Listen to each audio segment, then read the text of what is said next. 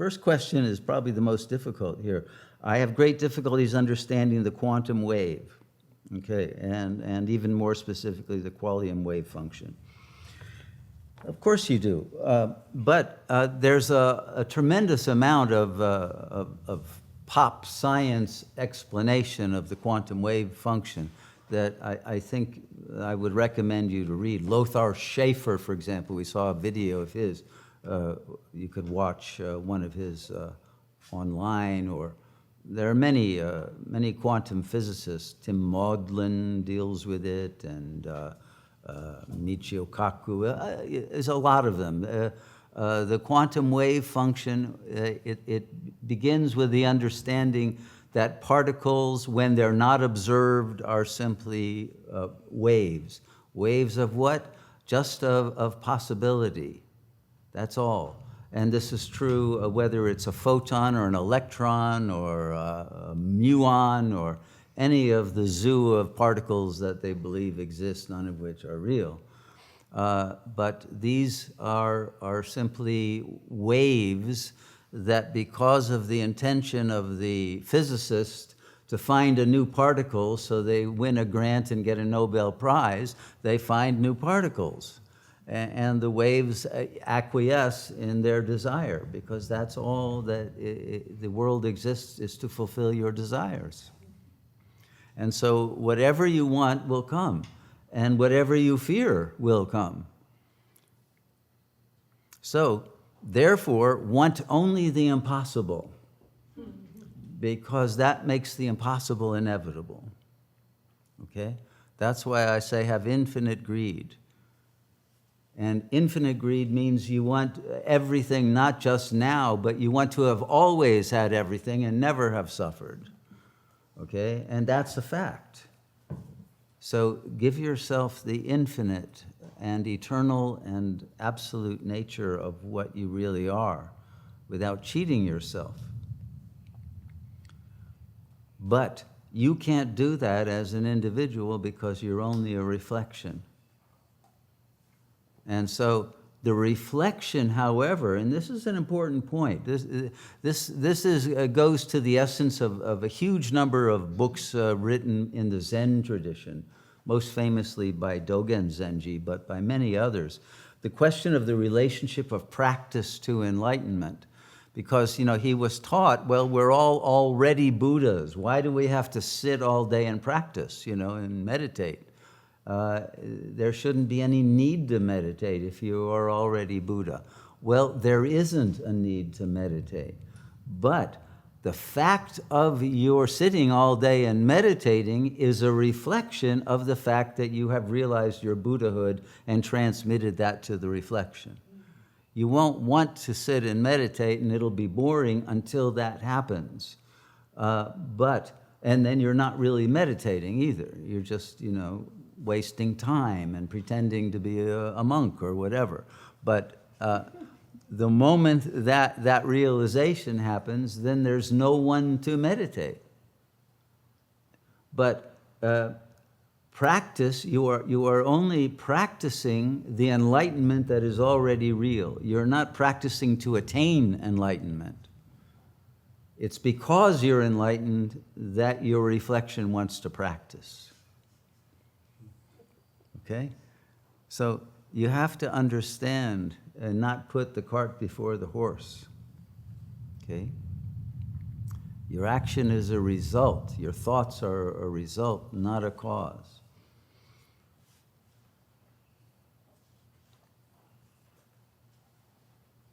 So the quantum wave function is the objective correlative of everything that appears. It's a collapsed set of wave functions that produce all form in the world. Physics has come to recognize this. But what they haven't recognized is the subjective pole. So, for example, to a physicist, there is no such thing as color. Color does not exist in the physical world. All that exists are differentials of wavelengths of electromagnetic energy. But our subjective mind will perceive those as blue or green or red or something else. And we share the same name for the various different vibrational frequencies. But you can never know if what you call blue is the same thing that's being perceived by anyone else. We all learn that that frequency has the same name, and so we'll all call it by the same name, but what we're perceiving, my blue may be your red, because your way of perceiving with your particular physiology, anatomy, imagination, etc., produces a different effect in the brain. Of course, this is assuming your consciousness actually arises in the brain, which it doesn't, because the brain is also and only an appearance in the mirror. But this is the way that the scientists try to explain this. But our subjective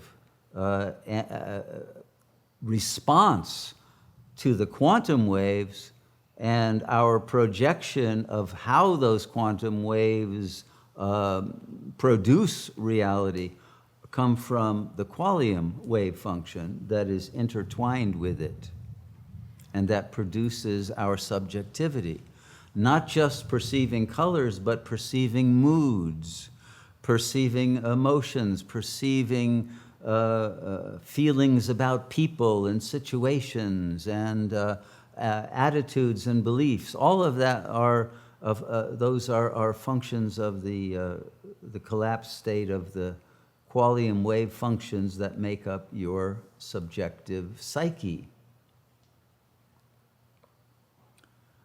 And most people who are suffering end up in some kind of therapy that will directly or indirectly modify some of those qualium wave functions, so that now I can tolerate something that repulsed me, or I no longer feel desire or an addictive need to have something that I once felt I couldn't do without, or whatever. But these are always have to be ultimately changed at that level of the root cause, which is in the wave function itself, not in the psychological reflection of that as addiction. There's no such thing as addiction. And if there is any need for an object or a whatever it is that one's addicted to, it's a result of an anxiety that's present in the qualium wave function that is trying to be covered over or in some way buffered by the addictive activity or substance. So once you understand that, then you won't mistake the result for the problem. And you'll also recognize that the problem is your psyche itself. And the psyche is the ego level of consciousness. The soul level that we talk about here, which is the next level up, is not a psychological entity. The soul doesn't have moods and beliefs and feelings about things, no. It's just a pure state of love and a state that ripens into wisdom, which is the luminous clarity of realizing your suchness. That's all. It is not the ego. It is the neti, to use the Vedic term. It's not this, not that. It has nothing to do with the activity of the mind, because it's beyond the use of the mental apparatus. And therefore it can modify it and redream it and eliminate it. And then return to that state that is beyond even the sense of doership of that level of alteration of the phenomenal field. Okay? So let's recognize that the spectrum of consciousness, the vertical spectrum, is all present at any given moment. and you can be in that grossest level that is the mirror reflection, or you can be the one looking in the mirror but think that the mirror is reflecting you and you are the character, but you know that you also are partly not that and have some measure of free will, or you can leave behind that duality of subject and object entirely. I don't think I answered your question about quantum waves or qualium waves, but it's a large question if you want to get into the details of the physics of it. So, how does Shunyamurti view the intention behind the greed, or does intention play a role at all in this path? Okay, so first of all, let me make this clear. We're not talking about a path. Because there is no one to go on the path. It's the realization of the pathlessness of the truth, because it's not something you gain, so there's no path to it. And the intention of the character is completely irrelevant, because again, it's just a reflection. All that's relevant is realizing you're not the character.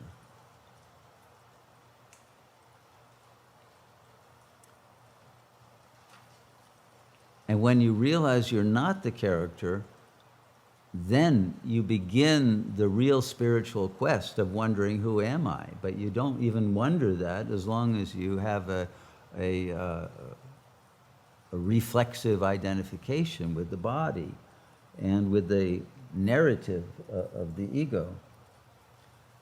So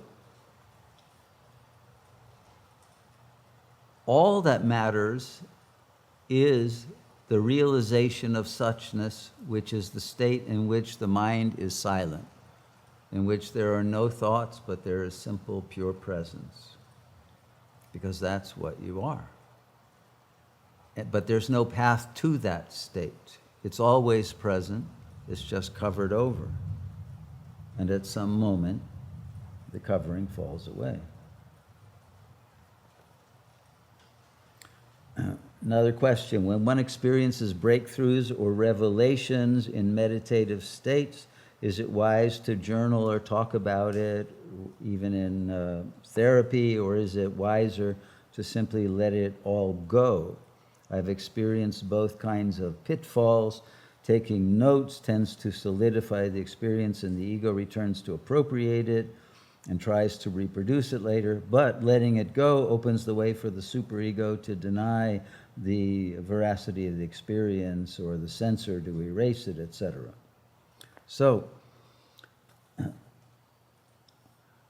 the so-called breakthroughs that you have are illusory, because there's no you.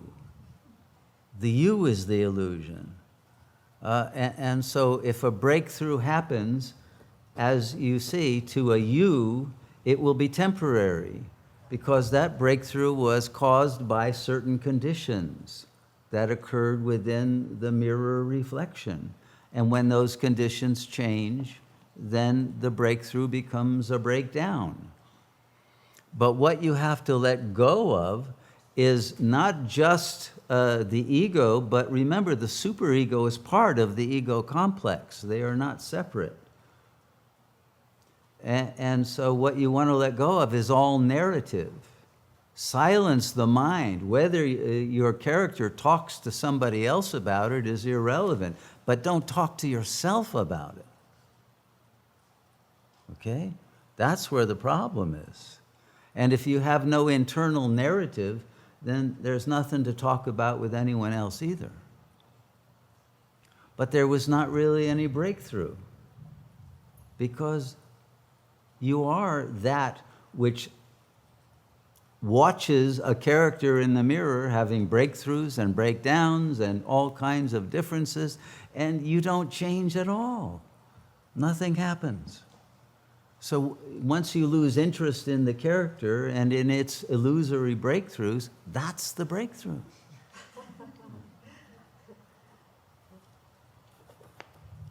I'm probably not giving answers that anybody wants to hear. But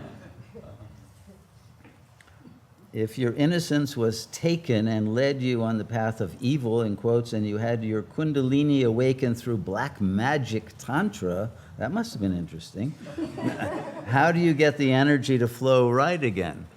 Well, okay, again, the black magic is just as much an illusion as white magic is. Both are simply appearances in the mirror. You don't even have any kundalini. Kundalini also is just an imaginary map that we give for the character to try to understand different levels of its own blindness or ability to perceive what's real. But there's no real change that happens in the self. The kundalini is just as illusory as any other phenomenon. And so you are not changed or affected by black magic because it was only an appearance that you dreamed. And when you awaken from the dream, you realize you were never affected by the contents of that imaginal scenario. Okay? It has no ontological status as a real thing that can cause any effects in you. All it can do is create a drama for the character to live through and to enjoy, because everyone enjoys the black magic, and they even make songs of black magic woman, and they want to find one, you know. Wasn't that Santana? But shows how old I am. But I think he's still alive anyway. But the point is that everyone is looking for these kinds of phenomena because they're bored otherwise with life. And that's only because they're identified with a reflection that has no essence. Once you're in the essence, then there's no one left to be bored. But no one can be hurt by anything that happens in the dream field. Okay, if action should not be characterized as good versus evil, is it characterized as innocent versus self-aware? No, innocence is pure self-awareness. That's exactly what it is. And then he goes on, is there not still some duality in innocent versus something, right? No, there is no opposite to innocence. That's what's really important. It is an absolute state that cannot be lost. And the illusion in the mirror of the character may feel very guilty, but that guilt is not real, and it doesn't affect the innocence. And the guilt is not a duality. The guilt is simply the way that the innocence is being expressed. You see? Because you often have to express the adoration for something by losing it. And then that creates the yearning. So the drama in the reflection has to reflect a loss of something that then causes a quest to return to that lost innocence that you can never return to because you never lost it actually. So it is not a dualistic concept. It is a concept of the essence of non-duality. I will appreciate input on the power of forgiveness. Okay. Again, remember, in the frame of reference of radical non-duality, you can only forgive yourself. And when you forgive, if you're identified with a character and you think you're forgiving someone else, you're only doing it for selfish reasons because you feel lighter when you let go of that grudge, right? It's a burden on you if there's someone you haven't forgiven. That causes pain and contraction and loss because you have cut off possibilities of joy and of learning and of growth that would otherwise exist for you, and you've created a karmic situation in which you may not be forgiven as a result in that mirror image. So forgiveness is simply the act of being innocent, because there was never any judgments in the state of innocence. And there's no need to forgive because you have never ungiven. You know, forgive means to give forth what you're withholding, which is love. But love is what you are, and it can't be withheld. Even if you don't give it to your own character, the love will be given to your dog or cat or to, you know, strangers or whatever. But love is what you are, and it's always emanating, even if you're withholding it from your own space of the emotional body and creating some kind of pain. But that is done also as an act of self-love for the character that feels hurt by someone else, etc. In its narrative, it feels like it's protecting itself, even though it's harming itself.